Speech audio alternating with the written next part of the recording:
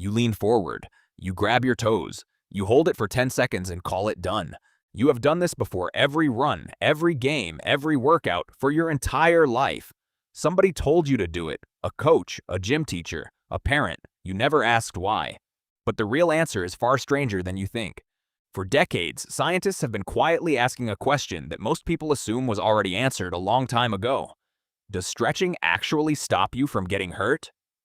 And the deeper researchers dig, the more the answer refuses to be simple. Picture a military base in the late 1990s. Over 1,000 recruits, weeks of hard training ahead of them. Researchers wanted to know something practical. Would stretching before exercise reduce injuries in soldiers who were about to run, march, and drill for months? So they split the recruits into groups. One group stretched their calves before training. Another group stretched their shoulders instead, as a kind of disguised control. If calf stretching worked, the calf group should have had fewer calf injuries. They did not. The two groups got hurt at almost identical rates. Confused, the researchers ran the experiment again, this time with more recruits, stretching every major muscle in the leg. Comparing them to recruits who did no stretching at all. Same result. No difference. 12 weeks of daily stretching, and the injury rate barely moved. Why would that be true? Isn't tight muscle supposed to be dangerous?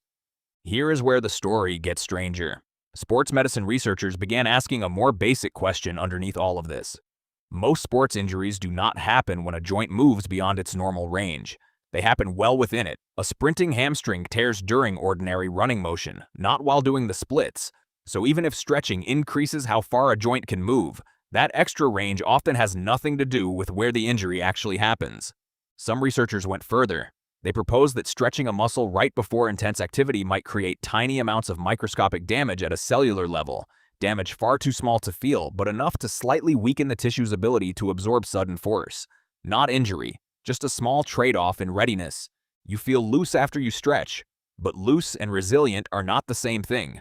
This is the strange truth hiding behind decades of gym class instruction. Flexibility and injury resistance are not the same system. Your muscles do not fail because they cannot stretch far enough. They fail because of load, fatigue, coordination, and timing. So what does actually protect you? The pattern that emerged was almost the opposite of what most people had been taught. Stretching, on its own, showed close to no protective effect, but strength training showed a massive one, cutting injury risk by nearly 2/3. Programs that trained balance and joint stability also performed strongly, reducing injury risk by roughly 1/3. Your ankle does not roll because your calf was too short. It rolls because the tiny stabilizing muscles around the joint reacted a fraction of a second too late. Think about what that actually means. Every time you catch yourself before slipping on ice, some part of you performed a micro-correction, a rapid firing of stabilizing muscle you never consciously controlled. That system is trainable. It is called proprioception, your body's internal sense of where its own joints are in space, and it improves with balance work, controlled strength training, and movement variety. Stretching barely touches it. This does not mean stretching is worthless. It means it was misfiled. Long-term, consistent stretching done regularly over weeks and months appears to modestly reduce a specific category of injury, strains within the muscle belly itself. As muscle strain risk dropped slightly, risk to bones and joints appeared to rise. Nothing in the body improves in isolation. Every adaptation seems to come with a cost somewhere else in the system. Nature rarely gives you something for nothing. There is also a timing problem hiding inside all of this. Stretching done chronically, meaning as a regular habit over time, behaves completely differently from stretching done acutely, meaning right before you perform.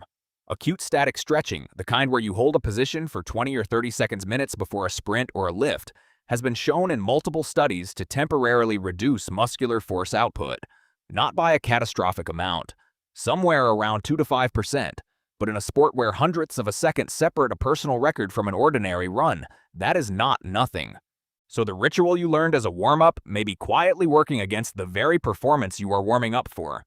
This is why sports science has been shifting away from static holds before competition and toward dynamic movement instead. Leg swings, walking lunges, bodyweight squats, movements that raise heart rate, activate the nervous system, and mimic the motion you are about to perform, without asking a muscle to sit still and lengthen passively. The goal before performance was never flexibility. It was readiness. Why did nobody explain this difference to you sooner? Probably because stretching feels like it is doing something. Your body relaxes, your mind settles. There is a genuine physiological reward hidden in the ritual, just not the one you were told. Some research even suggests regular stretching over months can modestly improve blood vessel function and blood pressure regulation, an effect closer to a form of gentle circulatory exercise than to injury prevention. The benefit is real. It was simply mislabeled for 50 years. Somewhere between physical education class and professional locker rooms, a genuinely useful habit got attached to the wrong explanation, and the explanation stuck harder than the evidence ever could. That is how most inherited habits survive. Not because they were tested, but because they were repeated with confidence. Consider how much of what you do to your own body every day follows this same pattern. A habit passed down without its origin, a rule followed without its evidence. You touched your toes because someone once believed tight muscles were fragile, and that belief outlived the science that eventually complicated it. The truth is not that stretching is a myth. The truth is that the body is a more layered machine than a single motion can fix. Strength protects you.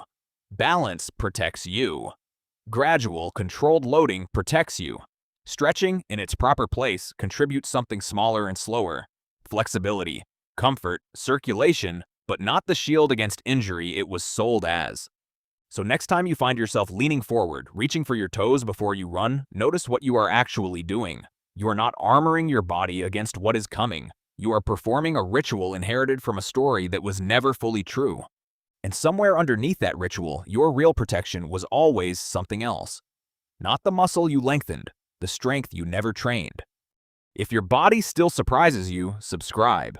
And if this one landed, a like goes a long way.